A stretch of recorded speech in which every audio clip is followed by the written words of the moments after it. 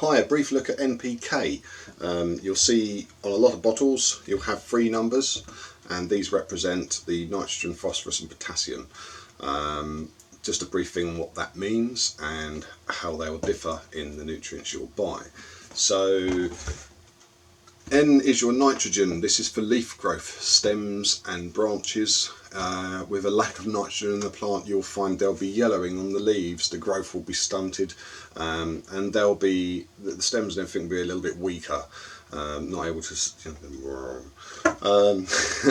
then the phosphorus, which is your P, you'll find that it's actually used in seed germination, so it just kind of need to be present then. So you'll find that a lot of grown newts will have a little bit of phosphorus in it as well.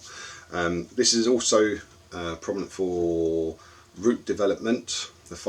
Lots of roots love phosphorus, and you'll find you'll get good bacteria growth with phosphorus present as well. It's also heavily used in the flowering and fruiting phase in the bloom region. So you'll find you'll have heavier phosphorus in a bloom mix than you would in a grow mix.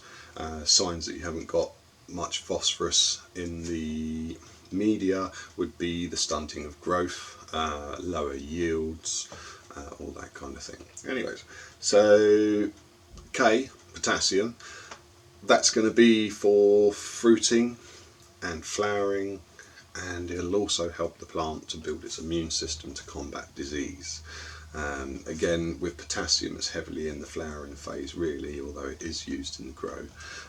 You'll find the result of a lack of potassium will be the lack of yield.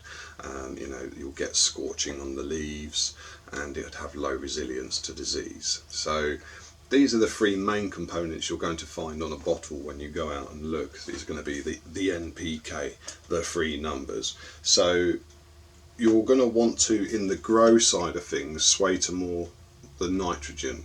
So I'm just going to use Plant Magic as an example. They've made it quite clear on the bottle here. So you've got here a 533 on the bottle there. So that is your NPK there on this bottle of food. So as you see, it's mostly nitrogen, but you have got some phosphorus and potassium in as well.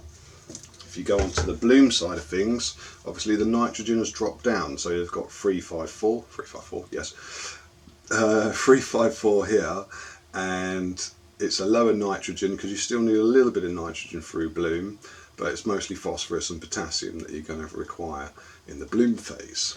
On other bottles, just going to use Biobiz as an example, they have an NPK, but you've got to look for it. It's in little small print at the bottom. So that's a brief one on NPK. In growth, it's going to be nitrogen rich. In bloom, it's going to be phosphorus and potassium rich, and that's the simplicities of that. So please like and subscribe.